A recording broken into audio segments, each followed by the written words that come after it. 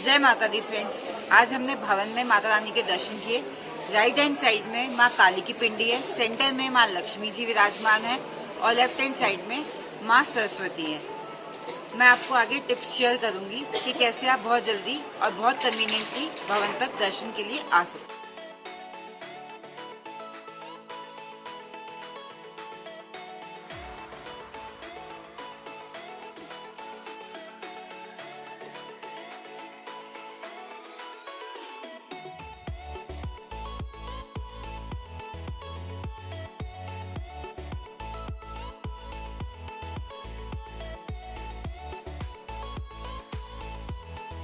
Friends, हमने checking करके आगे आ चुके हैं। यहाँ पे पोनी खड़ी थी। आप घोड़ा गधा जो भी लेना खच्चर जिसे बोलते हैं, जो भी लेना चाहते हैं यहाँ से ले सकते हैं। यहाँ पे दो रास्ते जा रहे हैं। नया रास्ता ताराकोट मार्ग के लिए जो कि नीचे की तरफ से है और पुराना रास्ता इधर जो कि 20 मीटर आगे से है। चलिए आइए चलते हैं माँ के दर्शनों के लिए। जय माता दी। जय माता दी फ्रेंड्स, आप देख सकते हैं हम आ चुके हैं बाण गंगा पे। बाण गंगा कैसे क्या अर्थ है इसका, चलिए अब ये जानते हैं। बाण गंगा से ही आपको समझ में आ रहा होगा, बाण मार के जब माता ने यहाँ पे जल निकाला था। और गंगा का तो आप सभी जानते हैं पवित्र माँ गंगा है। तो जब माता रानी ने बाण मार के यहाँ से जल निकाला था, गंगा की धारा निकाली थी, इस वजह से इस जगह का नाम है बाण गंगा। अब माता ने जल क्यों निकाला था?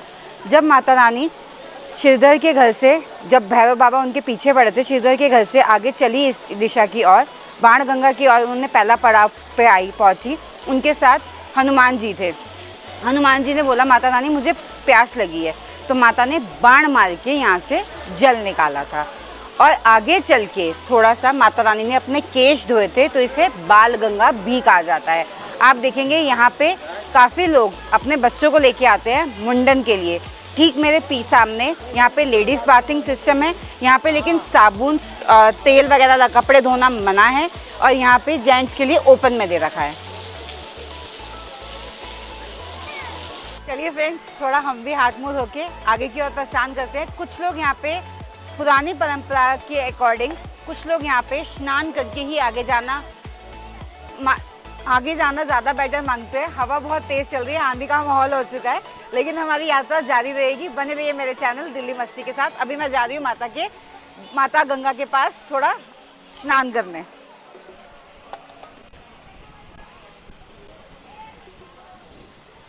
जय माँ गंगे हर हर गंगे, जय माँ गंगे हर हर गंगे। चलिए फ्रेंड्स, अब हम चलते हैं माता के चरण पादुका की और दर्शनों के लिए। आइए।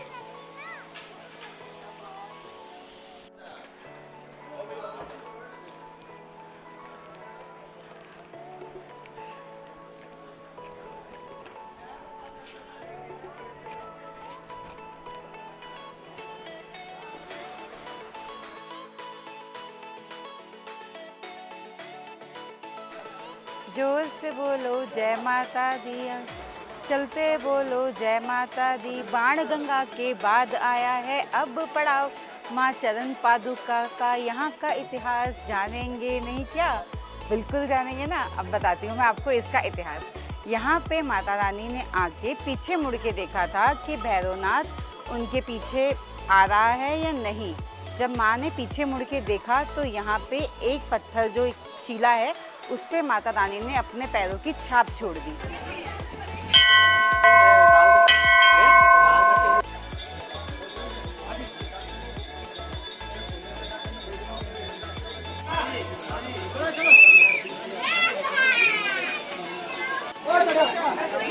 बहुत अच्छे माँ के चरण पादुका के दर्शन हुए। अभी आपने देखा।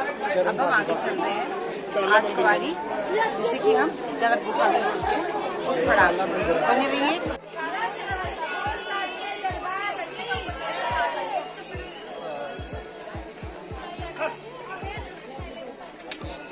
जय माता दी फ्रेंड्स, अभी हम आदिकवारी पे हैं। चलिए जानते हैं इस जगह को आदिकवारी क्यों कहा जाता है। श्री राम ने त्रेता युग में माता वैष्णवी को वचन दिया था कि जब वो कलयुग में कल्कि अवतार लेके प्रकट होंगे तो वो माँ वैष्णवी से विवाह करेंगे। माँ वैष्णवी अभी भी उनका इंतज़ार कर रही है कल्कि अवतार, और वो माँ भी हैं और वो उन्होंने विवाह भी नहीं किया है, इसलिए इस जगह को अर्धकुंवारी कहा जाता है। फ्रेंड्स, आप ठीक मेरे पीछे गर्भजून गुफा भी देख पा रहे होंगे। इस गुफा के बारे में भी थोड़ा जान लेते हैं। माँ जब माता की बात होती है तो भैरवनाथ का जिक्र कहीं ना कहीं से हो ही जाता है। चलिए सीधा गर्भजून की गुफा पे पहुँचते हैं। यहाँ पे माता रानी ने 9 महीने तक गर्भजून की गुफा में विश्राम किया। जैसे एक बच्चा अपनी माँ के कोख में 9 महीने तक रहता है, उसी तरह माँ इस गुफा में 9 महीने तक रही हैं। उसके बाद माता भवन की ओर 9 महीने के बाद निकल गई। अब हम जानते हैं इस गुफा की लंबाई जो है वो 25 फीट है और श्रद्धालु इसे रेंग के पार करते हैं। और ऐसा माना जाता है जो श्रद्धालु इसे रेंग के पार कर लेते हैं वो अपने सभी दुखों से निवारण पा लेते हैं। जय माता दी। फ्रेंड्स, अर्धकुंवारी पहुँच के सबसे पहले आपको गर्भजून की गुफा के लिए पर्ची लेनी रहती है काउंटर नंबर 2 से। उसके बाद आप अपना लाइन ऑफ एक्शन डिसाइड कीजिए। आपका जो नंबर है गर्भजून की गुफा के लिए कितनी देर में आ रहा है। अगर 1-2 घंटे में आ रहा है तो आप क्लॉक रूम में जाइए, अपना सामान रखिए और वेट कीजिए। अगर रात्रि का टाइम है, ठंडा मौसम है, तो यहाँ पे ब्लैंकेट्स भी मिलते हैं। 7:30 बजे के बाद शाम को आपको यहाँ पे ब्लैंकेट्स मिल जाते हैं। उसके लिए आपको सिक्योरिटी डिपॉजिट करवानी रहती है। जब आप ब्लैंकेट रिटर्न करते हैं तो आपको सिक्योरिटी रिफंड हो जाती है। आप यहाँ अगर आपका नंबर जो है काफ़ी लंबे टाइम के बाद आ रहा है, तो जैसे 5-6 घंटे 7 घंटे के बाद दिया गया है, तो आप भवन की ओर चले जाइए, माथा टेक के आइए भवन पे और फिर आके यहाँ पे अर्धकुंवारी के मतलब गर्भजून के दर्शन कीजिए। चलिए फ्रेंड्स, अर्धकुंवारी पे क्या क्या फैसिलिटीज़ हैं उनके बारे में जान लेते हैं। यहाँ पे क्लीन वॉशरूम्स अवेलेबल हैं, आरओ ड्रिंकिंग वाटर अवेलेबल है, डिस्पेंसरी अवेलेबल है, श्राइन बोर्ड की केमिस्ट अवेलेबल है, भोजनालय अवेलेबल है, बहुत रीज़नेबल प्राइस पे अच्छा खाना मिलता है। और मैं बात करूं तो यहाँ पे छोटे बेबीज़ होते हैं, उनके लिए फीडिंग काउंटर्स भी अवेलेबल हैं। और एक चीज़ मैं और आपको बताना चाहूँगी, यहाँ पे धर्मशाला भी अवेलेबल है। अगर आप धर्मशाला लेना चाहें तो वो भी ले सकते हैं, depending upon the availability. Otherwise आप ब्लैंकेट का ऑप्शन भी पिक कर सकते हैं। फ्रेंड्स, पुराना रास्ता जो है वो बहुत कठिन है, हाथी मत्था की चढ़ाई बहुत कठिन है जैसे हमने देखा अभी। तो ये एडवाइजेबल है। एक नया रास्ता निकला है हिमकोटी मार्ग करके और 2005 में ये इनॉग्रेट हुआ है। आप इस मार्ग से जाइए, ये इजी वे है। इस वे में आपको खाने पीने की, वॉशरूम की, पानी की पूरी फैसिलिटीज़ अवेलेबल हैं और ईजी है। थोड़ा लेंदी है, ईजी है, थकान नहीं होती इस रास्ते पे। फ्रेंड्स, अर्धकुंवारी से सांझी छत की ओर जाने के लिए हाथी मत्थे को हमें पार करना पड़ता है। ये हाथी मत्था जो है, ये जो पूरा रास्ता है ये हाथी के मत्थे की तरह है, मतलब उसके हेड की तरह है, जैसे उसका हेड होता है। बहुत ही स्टीप रास्ता है, ये बहुत डिफ़िकल्ट रास्ता में है। सबसे ज़्यादा पूरी जर्नी में यही डिफ़िकल्ट रास्ता है और इसको लेके बहुत सजग रहिए। ये पुराने रास्ते पे आपको मिलता है। फ्रेंड्स, इस समय हम सांझी छत के पास हैं और ठीक मेरे पीछे आप देख रहे हैं प्रसाद भवन। यहाँ पे माता का प्रसाद मिलता है जिसमें काले चने और हलवा होता है। आप बिना माता का प्रसाद लिए नीचे ना उतरें, माता का प्रसाद ज़रूर लेके जाएं। जय माता दी।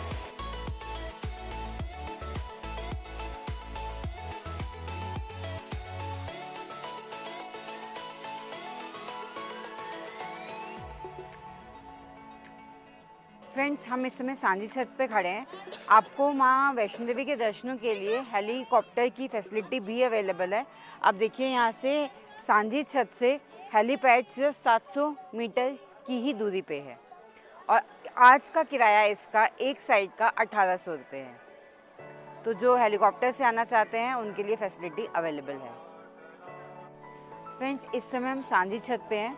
यहाँ पे कुछ फैसिलिटीज़ हैं, आइए मैं आपको उनसे अवगत करवाऊँ। यहाँ पे रिसेप्शन की फैसिलिटी रहती है, प्रसाद देखा हमने, यहाँ पे प्रसाद मिलता है, फ्री एकोमोडेशन की फैसिलिटी रहती है, ब्लैंकेट स्टोर है, अनाउंसमेंट काउंटर है, इंक्वायरी काउंटर है, यात्री निवास है, मंगला भवन है जिसमें रूम्स आपको रेंट पे मिलते हैं, लॉस्ट एंड फाउंड सेक्शन रहता है, सागर सूरी हॉस्पिटल भी है यहाँ पे, पुलिस असिस्टेंट है और ड्रिंकिंग वाटर एंड टॉयलेट्स तो रहते ही हैं।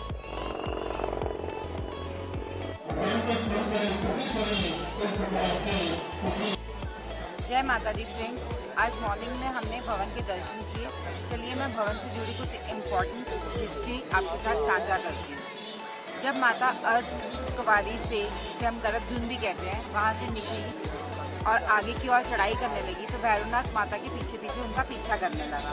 माता जब यहाँ भवन तक पहुँची और गुफा के अंदर प्रवेश किया माता ने, तो भैरवनाथ ने गुफा के अंदर प्रवेश करके माता को चुनौती दी। वहाँ पे माता ने भैरवनाथ को अपना दिव्य रूप प्रकट करके दर्शन दिए और उनका सिर काट दिया। आप देख सकते हैं ठीक मेरे पीछे भवन है, और जब माता ने उनका सिर काटा, उनका सिर वो सामने वाली पहाड़ी पर जाके गिरा, जो कि 1.5 किलोमीटर यहाँ से दूर है, और शरीर जो है भैरवनाथ का वो इसी गुफा में रह गया। उसके बाद माता रानी ने खुद को 3 महाशक्तियों के रूप में प्रकट किया, माँ लक्ष्मी, माँ सरस्वती और माँ काली। इसके बाद माता ने खुद को ध्यान में समर्पित कर दिया। उसके बाद पंडित श्रीधर जी की देन है कि उन्होंने इस गुफा को ढूंढा और आज हम सभी श्रद्धालु इस गुफा पे आके दर्शन करते हैं। हर साल 90 लाख से ज़्यादा श्रद्धालु यहाँ पे दर्शन करते हैं। जब भी हम यहाँ पे पहुँचने वाले होते हैं ना फ्रेंड्स, अर्धकुंवारी से हम चढ़ाई करते करते 1.5 किलोमीटर पहले ही हमें भवन दिखाई दे जाता है, और वहाँ पे जितनी थकान होती है भवन को देख के, पूरी थकान उतर जाती है। एक नया जोश भर जाता है कि हाँ अब तो पहुँच गए, अब तो पहुँच गए। अब इसके बाद जो रहता है अगला पड़ाव भैरवनाथ का रहता है। बिना भैरवनाथ के माता वैष्णो देवी की यात्रा पूरी नहीं मानी जाती।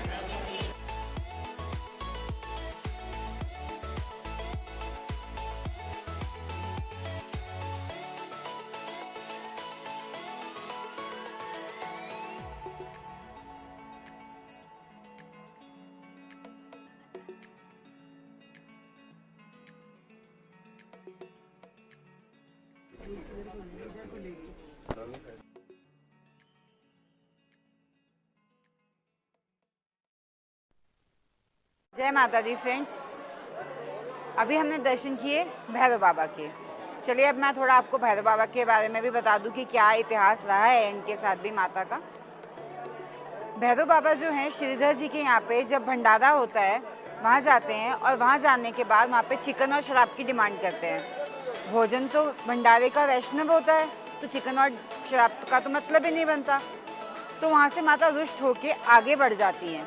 भैरवनाथ माता के को ही परेशान करना चाहते थे, इसी वजह से वो ये सारी डिमांड्स रखते हैं। माता जब निकलती हैं श्रीधर के घर से, पीछे पीछे भैरवनाथ माता का पीछा करते हुए निकलते हैं। अब पीछा करते करते माता आती हैं सबसे पहले बाणगंगा, पीछे पीछे भैरवनाथ। माता पहुँचती हैं चरण पादुका, पीछे पीछे भैरवनाथ। चरण पादुका का क्या है, माता वहाँ रुक के मुड़ के देखती हैं कि भैरवनाथ पीछे आ तो नहीं रहे, इसलिए वहाँ पे माता के पैरों के चिन्ह छूटे हैं। वहाँ पे माता आगे बढ़ती हैं, फिर आती हैं माता गर्भजून की ओर, जिसे कि आप अर्धकुंवारी के नाम से भी जानते हैं। वहाँ पे माता ने 9 महीने, जैसे बच्चा माँ की कोख में 9 महीने रहता है, वैसे ही माता ने अर्धकुंवारी पे गर्भजून में 9 महीने रह के तपस्या की है। उसके बाद माता वहाँ से आगे बढ़ती हैं भवन की ओर, जिसे हम भवन कहते हैं आज की डेट में, उसकी ओर। तो वहाँ पे देखती हैं माता, फिर भी भैरवनाथ पीछे आ रहे होते हैं। माता भवन में चली जाती हैं, गर्भ, जिसे हम आज की डेट में गर्भ गृह भी कहते हैं। गर्भगृह में जाके माता अपनी योग निद्रा कर में लीन हो जाती हैं। जब भैरवनाथ पीछे पीछे आते हैं तो हनुमान जी के साथ भैरवनाथ का भयंकर युद्ध होता है, बहुत भयंकर युद्ध होता है उसका। उसके बाद माता जो होती हैं भवन से बाहर आती हैं। बाहर आने के बाद माता गुस्से में आके बहुत प्रचंड रूप अपना जो है उनका जो वो धारण करती हैं, और गुस्से में भैरवनाथ का सिर काट देती हैं। अब इसके बाद क्या होता है, भैरवनाथ जो होते हैं बहुत बड़े तांत्रिक रह चुके हैं, शिव के भक्त रहते हैं ये। तो उनका जो शीश होता है वो 1.5 से 2 किलोमीटर किसी और पहाड़ी पर जाके गिरता है, लेकिन शरीर में उनके प्राण बचते हैं, तब भी शरीर नहीं मर जाता उसी समय।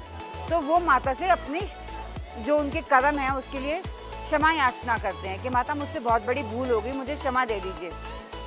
माँ तो माँ है, माँ तो क्षमा कर ही देगी। तो माँ उन्हें क्षमा कर देती हैं, और सिर्फ क्षमा ही नहीं करती, माँ उन्हें वरदान भी देती हैं कि जो मेरे दर्शन करेगा और तुम्हारे दर्शन नहीं करेगा उसकी यात्रा सफल नहीं होगी। इसलिए माता के दर्शनों के बाद भैरव बाबा के दर्शनों के लिए आया जाता है। जय माता दी। फ्रेंड्स, पीने के लिए जगह जगह आरओ ड्रिंकिंग वाटर का स्टॉल्स अवेलेबल हैं। ये बिल्कुल फ्री ऑफ कॉस्ट है। यहाँ पे आप देखेंगे चिल्ड पानी, नॉर्मल वाटर और हॉट वाटर अवेलेबल रहता है। इसके साथ साथ अगर मैं बात करूँ, ऑन द वे आपको पब्लिक कन्वीनियंस भी मिलेगा। वॉशरूम वगैरह बहुत साफ़ हैं, तो आपको प्रॉब्लम नहीं आएगी। नए रूट्स पे वॉशरूम जो है काफ़ी ज़्यादा हैं, ओल्ड रूट पे थोड़े कम हैं, लेकिन है वहाँ पे भी। और अगर आप रास्ते पे चलते चलते देखेंगे, पूरे जो एरिया है, जो रास्ता है, उसको टीन शेड के साथ कवर किया हुआ है ताकि धूप और बारिश दोनों से बचाव हो सके। फ्रेंड्स, श्राइन बोर्ड के अपने भोजनालय भी अवेलेबल हैं, जो कि आपको पूरे रास्ते में जगह जगह पर मिलेंगे। इनकी फूड की क्वालिटी डिसेंट है और प्राइजेस बहुत ज़्यादा रीज़नेबल हैं। चाय जो है आपको 7 रुपये में मिल जाती है, पानी की बॉटल 15 में, और जो बाकी खाना है वो भी काफ़ी रीज़नेबल रेट्स पे अवेलेबल है। कल मैंने 35 में सांभर वड़ा का जो कॉम्बो है वो लिया था, और क्वालिटी और क्वांटिटी डिसेंट है।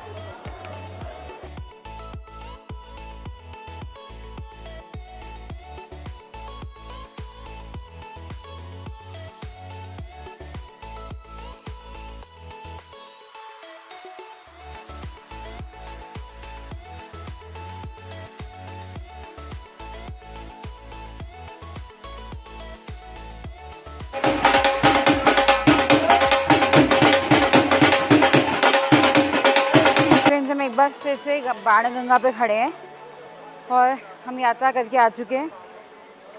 अब मेरे को बहुत ज़्यादा थकान हो रही थी, तो मैंने पानी में पैर अपने डिप कर दिए हैं और मेरे को बड़ा रिलैक्सिंग फील हो रहा है। ऐसा लग रहा है कि थकान ख़त्म होती जा रही है। जस्ट मैं अभी पानी में गई हूँ, मेरे को लगता है 5 मिनट में खड़ी हो जाऊँगी तो थकान ख़त्म हो जाएगी। जय माँ गंगे। फ्रेंड्स, ठीक सामने देख रहे हो आप दर्शन दियोड़ी।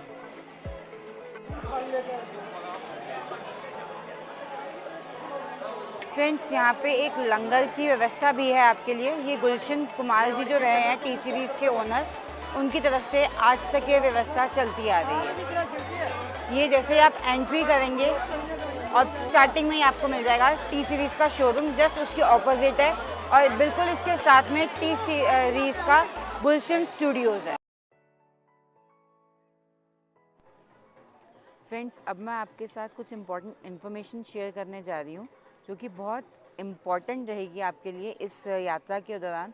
ये आपकी यात्रा को बहुत सुखद बनाने जा रही है, ये अगर आप इस इम्पॉर्टेंट टिप्स को यूज़ करते हो, इन्फॉर्मेशन को यूज़ करते हो तो। इस इन्फॉर्मेशन में मैं आपको ये बताना चाहूँगी कि आपको ये यात्रा कब करनी चाहिए। ये यात्रा जो है आपको मार्च एंड से लेके अक्टूबर तक ये यात्रा आपको करनी चाहिए। इस दौरान जो मौसम रहता है वो बहुत अच्छा रहता है, और आपका जो लगेज रहता है वो भी इतना ज़्यादा नहीं होता है, क्योंकि अगर आप विंटर्स में ये यात्रा करते हैं तो आपका वुलन्स की वजह से आपका लगेज जो है डबल ट्रिपल हो जाता है, और एक हैसल फ्री आप ट्रैवल नहीं कर पाते अगर आपके पास लगेज ज़्यादा रहता है तो। अब मैं आपको बात करती हूँ कि आपको किस समय पे करनी चाहिए। समय की मैं बात करूँ तो आप 6-7 बजे के आसपास बाणगंगा तक पहुँच जाइए। बाणगंगा से आप रात के समय, मतलब 6-7 बजे के समय आप यात्रा का शुभारंभ कीजिए अपनी, और आगे बढ़ते बढ़ते आप 4 बजे के आसपास आराम से ब्रेक लेते लेते भवन तक पहुंच जाएंगे। और सेकंड डे आप भवन के सुबह 4 बजे दर्शन करेंगे, और उसके बाद आप भैरव बाबा जी के दर्शन कीजिए, और 4-5-6 बजते बजते तक आप आराम से नीचे चढ़ाई उतर जाएंगे। फ्रेंड्स, रात के समय चढ़ाई करने का मेन बेनिफिट ये रहता है कि कोई मॉर्निंग के टाइम पे, अर्ली मॉर्निंग के टाइम पे माँ वैष्णो देवी के भवन पे कोई रश नहीं होता, बिल्कुल हैसल फ्री आप दर्शन करते हैं, मिनटों में नंबर आता है, और बहुत जल्दी से आप दर्शन करके फ्री हो जाते हैं, और फिर आप भैरव बाबा जी की चढ़ाई कर सकते हैं।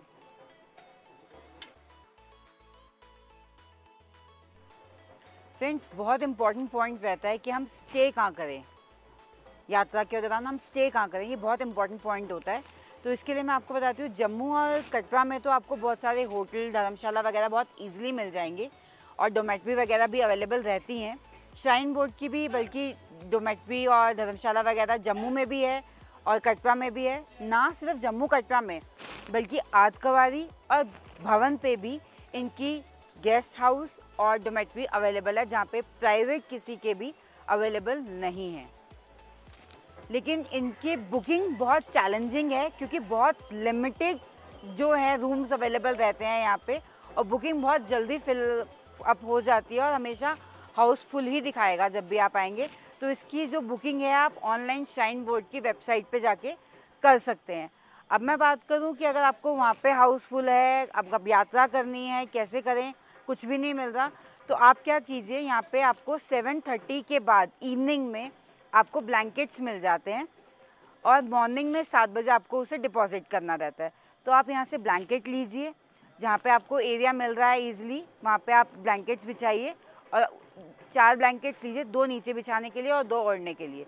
तो ये आपको सबसे बेस्ट और सिंपल मेथड है। अगर आपको कुछ नहीं मिल रहा तो आप इस ऑप्शन के लिए भी जा सकते हैं। इसके लिए आपसे एक सिक्योरिटी अमाउंट डिपॉजिट किया जाता है। जब आप ब्लैंकेट रिटर्न करते हैं तो वो आपको रिफंड कर दिया जाता है। तो इट्स कम्प्लीटली फ्री। जय माता दी फ्रेंड्स। अब हम बात करते हैं धर्मशाला की। धर्मशाला आपको 4 जगह मिलती है, जम्मू, कटरा, अर्धकुंवारी और भवन पे। अब इसके अंदर क्या क्या आपको फैसिलिटीज़ मिलती हैं इसके बारे में जान लेते हैं। यहाँ पे आपको रात्रि बिताने के लिए कंबल मिल जाता है, पानी की फैसिलिटी अवेलेबल है, पीने का पानी जिसे हम कहते हैं, वॉशरूम फैसिलिटीज़ अवेलेबल है, साफ़ सुथरे वॉशरूम्स रहते हैं यहाँ पे, खान पान की फैसिलिटी भी अवेलेबल है। और इसकी बुकिंग्स आप ऑनलाइन नहीं कर सकते, first come first serve basis पे ये धर्मशाला आपको उपलब्ध रहती है। जय माता दी। फ्रेंड्स, माता रानी के दर्शनों के दौरान लंगर ना किया जाए तो क्या फ़ायदा दर्शनों का। अब यहाँ पे चलते हुए आपको 3 जगह लंगर की फैसिलिटी उपलब्ध है। श्राइन बोर्ड्स की तरफ से 2 जगह लंगर लगाया जाता है, कटरा से 3 किलोमीटर आगे और अर्धकुंवारी से 5 किलोमीटर आगे आपको लंगर की फैसिलिटी मिल जाती है। ये फैसिलिटी आपको मिलती है ताराकोट मार्ग पे। और अगर हम बात करें, आप टी सीरीज़ वाले गुलशन कुमार जी को तो सब जानते ही हैं, उनकी तरफ से भी लंगर की फैसिलिटी अवेलेबल है। ये आपको बाणगंगा के रास्ते पे शुरू में ही मिल जाती है। और फ्रेंड्स, सांझी छत पे आपको हलवा और छोलों का प्रसाद जो रहता है वो मिल जाता है और साथ में आपको चाय। ये सारे लंगर की फैसिलिटीज़ जो हैं बिल्कुल फ्री ऑफ कॉस्ट है, आपको इसके लिए कुछ भी पे करना नहीं रहता। फ्रेंड्स, यात्रा के दौरान कोई भी स्पेशल मेडिकल सर्टिफिकेट की ज़रूरत नहीं रहती है आपको, लेकिन फिर भी अगर आप किसी खास रोग से, जैसे हृदय रोग, बीपी का कोई मरीज़ है, वो अपनी मेडिसिन साथ में लेके चलें। जगह जगह आपको केमिस्ट की शॉप मिल जाएंगी, आपको बेसिक मेडिसिन मिलेंगी। आपकी जो प्रिस्क्राइब की हुई मेडिसिन है वो यहाँ पे अवेलेबल होना थोड़ा मुश्किल हो जाता है। तो सजेशन यही है कि आप अपनी मेडिसिन साथ लेके चलें।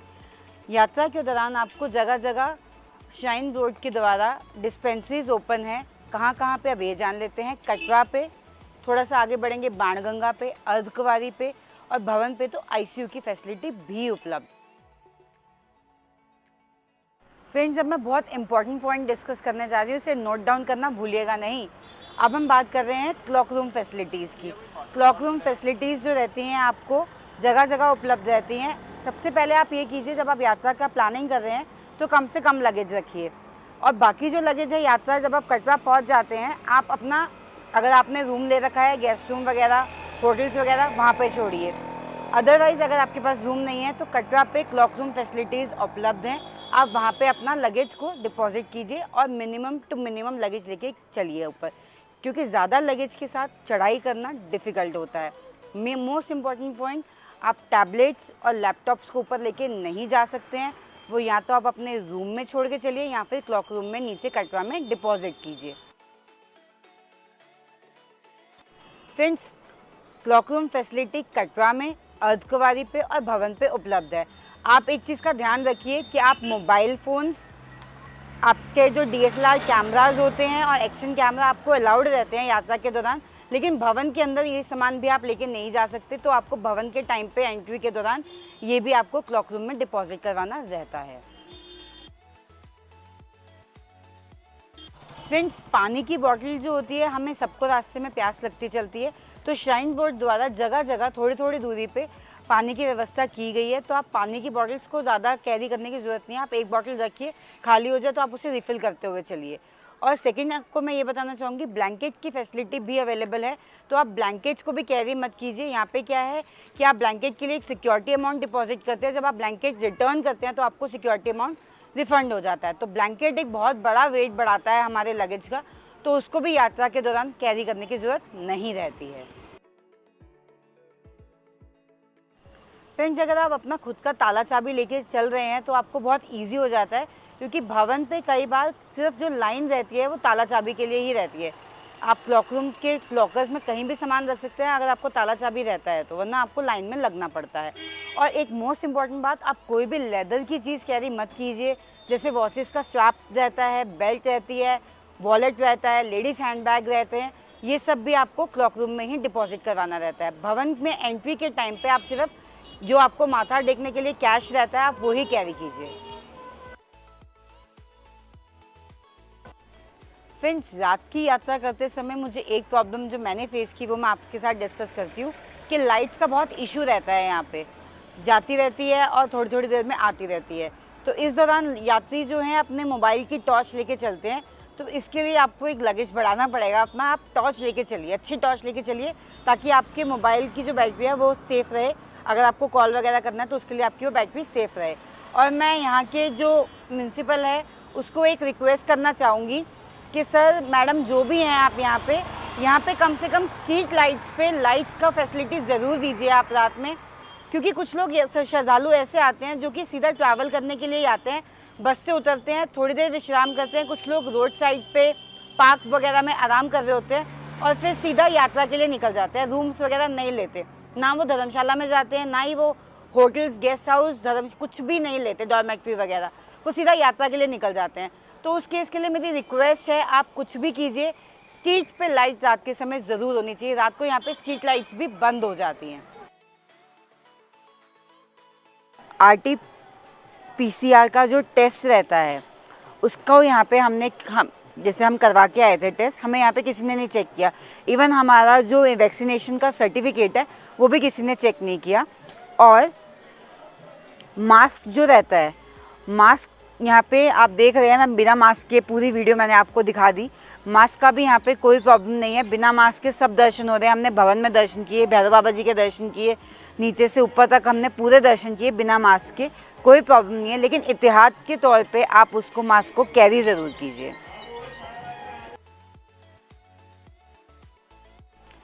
फ्रेंड्स, यात्रा जो की जाती है, ज़्यादातर लोग श्रद्धालु जो हैं वो पैदल ही यात्रा करना पसंद करते हैं, लेकिन कुछ सीनियर सिटीजन्स आते हैं जो कि बहुत इच्छा रखते हैं माता के दरबार में जाने की, लेकिन असमर्थ रहते हैं, अपनी हृदय रोग वगैरह जो किसी को प्रॉब्लम्स रहती हैं वो नहीं जा पाते। कुछ सीनियर सुपर सीनियर सिटीजन जिसे हम बोलते हैं, वो भी हमें यहाँ यात्रा के दौरान दिखाई देते हैं। तो उन लोगों के लिए क्या रिकमेंडेड है, अर्धकुंवारी से आपको बैटरी कार फैसिलिटी अवेलेबल रहती है, जिसका अर्धकुंवारी से भवन तक का जो प्राइस रहता है वो अप्रॉक्सीमेट 350 से 400 के बीच में रहता है। और वापसी का जो रहता है किराया, उसका 250 से 300 के बीच में वापसी का रहता है। आपको अपना ID कार्ड दिखाना रहता है कार फैसिलिटी लेने के लिए, क्योंकि ये जो कार फैसिलिटीज़ है 50 एंड 50+ को ही मिलती है। अब हम बात कर लेते हैं इसके टाइमिंग्स की। कार फैसिलिटी जो अवेलेबल रहती है ये सुबह 6:30 से लेकर रात्रि 10 बजे तक आपको अवेलेबल रहती है। फ्रेंड्स, रेलवे स्टेशन और बस स्टैंड पे दोनों जगह ही प्रीपेड ऑटो बूथ अवेलेबल रहते हैं। आप वहीं से ऑटो लीजिए, वरना आपको थोड़ा एक्स्ट्रा चार्ज पे करना रहता है। अब हम बात करते हैं, जब आप ऑटो से बाणगंगा तक आ जाते हैं, यहाँ से आपको पोनी, पिट्ठू, पालकी और प्रैम की फैसिलिटी अवेलेबल रहती है। यहाँ से आपको जगह जगह प्रीपेड काउंटर्स बूथ रहते हैं। हमारी एडवाइस यही है कि जो श्राइन बोर्ड के काउंटर्स हैं आप उन्हीं से लें, वरना आपको कुछ एक्स्ट्रा चार्ज पे करना रहता है। उसके बाद भी जो पोनी पिट्ठू वाले होते हैं वो आपसे बख्शीश के पैसा निकलवा ही लेते हैं। फ्रेंड्स, भैरव बाबा की जो चढ़ाई रहती है वो बहुत कठिन रहती है भवन से भैरव बाबा की, और लगभग 3 किलोमीटर का ये ट्रैक रहता है। इसके लिए श्राइन बोर्ड ने रोपवे की फैसिलिटी स्टार्ट की है, जो कि सुबह 7:15 से शाम को 6:30 बजे तक उपलब्ध रहती है। ये रोपवे की फैसिलिटी जो रहती है, इसके लिए आपको 100 रुपये का चार्ज पे करना रहता है जाने और आने का। अगर आप चाहें तो पुराने ट्रैक से वापस नीचे भी उतर सकते हैं, और अगर आप चाहें तो रोपवे के द्वारा नीचे भवन तक आके और फिर नए मार्ग से नीचे आ सकते हैं। एक बार में ट्रॉली में 45 लोग जाते हैं और लगभग 1 घंटे में 800 लोगों को ही अप एंड डाउन करवाती है। फ्रेंड्स, रोपवे के लिए जो टिकट का लाइन रहता है वो काफ़ी लंबी रहती है, तो इससे आपको घबराने की ज़रूरत नहीं है। कई बार 1-1.25 घंटा लग जाता है इसमें, तो इसके लिए आपको घबराने की ज़रूरत नहीं है, क्योंकि चढ़ाई जो है वो काफ़ी कठिन है। तो ये टाइम आपको काफ़ी कम लगेगा, क्योंकि आपको विदिन 20-30 सेकेंड्स आपको भवन से आप भैरव बाबा तक पहुँच जाएंगे। फ्रेंड्स, अब हम बात कर लेते हैं भोजनालय की। श्राइन बोर्ड द्वारा यहाँ पे जगह जगह भोजनालय की व्यवस्था भी की गई है। इस व्यवस्था में आपको चाय 7 रुपये में, दूध 15 रुपये में। अगर आप पानी, जो यहाँ पे काउंटर्स लगे हैं पानी के, वहाँ से नहीं पीना चाहते, आप पानी की बोतल भी आपको मिल जाती है मात्र 15 रुपये में। ये आपको मिलते हैं भोजनालय पे। कुछ प्राइवेट स्टॉल्स भी मिलेंगे आपको, वहाँ पे आपको 20 से 25 रुपीज़ आपको पानी की बोतल पे करना रहता है। भोजनालय की अगर मैं दोबारा बात करूँ तो भोजनालय में आपको जो खाना रहता है वो महज 30 से 35 रुपये में आपको मिल जाता है। फ्रेंड्स, आपको खाने की शुद्धता को लेके बिल्कुल भी टेंशन लेने की ज़रूरत नहीं है, क्योंकि श्राइन बोर्ड खुद से ये खाना बनाता है, तो ये बिल्कुल सात्विक खाना रहता है। और मील की मैं बात करूँ तो मील जो रहता है आपको यहाँ पे 40 से 50 के बीच में बहुत आसानी से मिल जाएगा। और मोस्ट इम्पॉर्टेंट बात, आपको इस चीज़ की टेंशन लेने की ज़रूरत नहीं है कि हमें किस टाइम पे मिलेगा। ये 24 घंटे चलता रहता है, यहाँ पे भोजन मिलेगा आपको, और सिटिंग फैसिलिटी बहुत अच्छी है यहाँ पे। फिर नेस्ले और कैफ़ी कॉफ़ी डे के आपको जगह जगह मिनी आउटलेट्स मिल जाते हैं।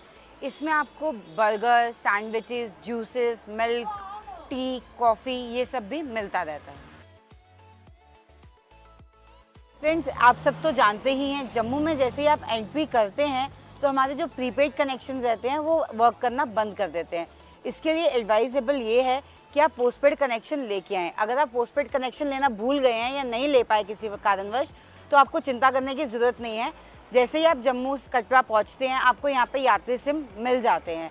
यात्री सिम के लिए हम आपको ये बोलेंगे कि आप कटरा में या बाणगंगा तक ले लें, क्योंकि ये 350 में अवेलेबल रहता है और 28 दिन तक काम करता है। फ्रेंड्स, काफ़ी लोग आगे पीछे हो जाते हैं, तो इसके लिए आपके पास एक एक्टिव सिम फ़ोन होना ज़रूरी है यात्रा के दौरान। अगर फिर भी आपके पास नहीं है, आप घर में कुछ इन्फॉर्मेशन लेना चाहते हैं, तो बीच बीच में आपको 2-3 पॉइंट्स पे ही सिर्फ एसटीडी बूथ्स भी मिलते हैं। फ्रेंड्स, यात्रा करने के टाइम पे मेरी एडवाइस ये है कि आप लाठी लीजिए। 20 रुपये की मिल जाती है एक लाठी, उससे आपको थोड़ा कन्वीनियंट हो जाएगा चढ़ाई करना। और दूसरी चीज़ मैं आपको ये बोलूँगी कि चढ़ाई करते समय आप सीढ़ियों का प्रयोग मत कीजिए। हृदय रोगी तो स्पेशली सीढ़ियों का प्रयोग ना करें, उनमें काफ़ी प्रॉब्लम आ सकती है। और जिसको कोई और प्रॉब्लम भी हो वो भी स्टेयर्स का प्रयोग ना करें। उतरते समय आप स्टेयर्स से आ जाएं तो आपको इतनी जो नॉर्मल पर्सन्स हैं उनके लिए मैं बोल रही हूँ, हृदय रोगी तो तब भी सीढ़ियों का प्रयोग ना करें। बाकी लोग उतरते समय स्टेयर्स का यूज़ कर सकते हैं। एक्चुअली क्या होता है मैं आपको बताती हूँ। उतरेंगे अगर आप सीढ़ियों से या चढ़ेंगे तो आपकी पिंडलियाँ ये जो होती हैं, जिसे कुछ लोग पिनियाँ भी बोलते हैं, ये दुखने लग जाती है, इसमें ऐसे टाइट सी हो जाती है। तो आप उसके बाद कुछ टाइम तक आपको 1-2 दिन लगते हैं नॉर्मल होने में, चलने में प्रॉब्लम आती है। इसलिए हम लोग आपको एडवाइस करते हैं कि स्टेयर्स का यूज़ ना करें। अगर आप फिर भी एक्सपेरिमेंट करना चाहते हैं तो आप ज़रूर कीजिए। चलिए फ्रेंड्स, गर्मी के दौरान हम आपको ये एडवाइस नहीं करेंगे कि डे टाइम में नंगे पाँव जाए। कुछ श्रद्धालु नंगे पाँव जाते हैं, कई मन्नत मांगते हैं तो नंगे पाँव जाते हैं, तो वो नंगे पाँव ना जाए, क्योंकि ज़मीन जो है, नीचे का जो पाथवे है वो एक तो अच्छा नहीं है, काफ़ी जगह पे टूटा हुआ है, और चलने में क्या होता है, कट्स तो लगते ही हैं, और गर्म होने की वजह से आपको और प्रॉब्लम आती है चढ़ाई करने में। तो रात के समय ही चढ़ाई करें। और एक चीज़ हम और बोलेंगे, जो नॉर्मल लोग जा रहे हैं, शूज़ वगैरह की अगर हम बात करें तो अगर आप ट्रैकिंग शूज़ पहनते हैं तो वो काफ़ी कन्वीनियंट हो जाता है आपको चढ़ाई करना। चलिए अब आगे बढ़ते हैं। जय माता दी।